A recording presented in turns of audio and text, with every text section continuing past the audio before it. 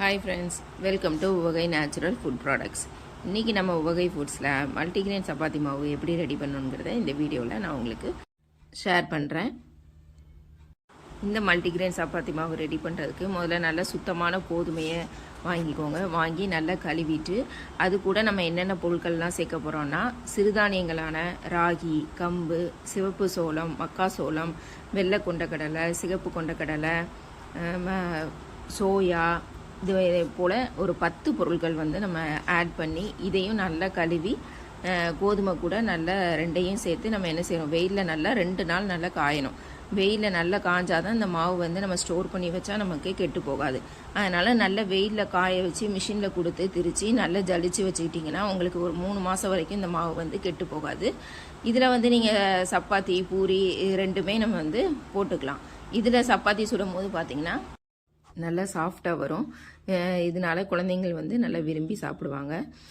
பூரியும் இந்த மாவில் நம்ம ரெடி பண்ணிக்கலாம்.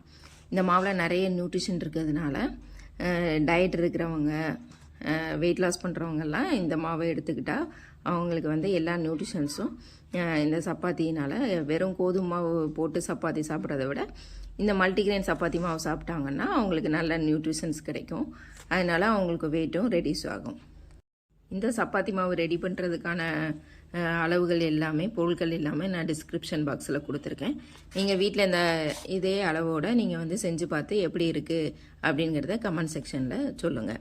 இல்லை உங்களுக்கு நான் ஒர்க்குக்கு போகிறேன், எங்களுக்கு டைம் இல்லை அப்படின்னு நீங்கள் நினச்சிங்கன்னா உங்களுக்கு ரெடிமேடாக இந்த சப்பாத்தி மாவு வேணும்னா வாட்ஸ்அப் நம்பர் வந்து டிஸ்கிரிப்ஷன் பாக்ஸில் கொடுத்துருக்கோம்.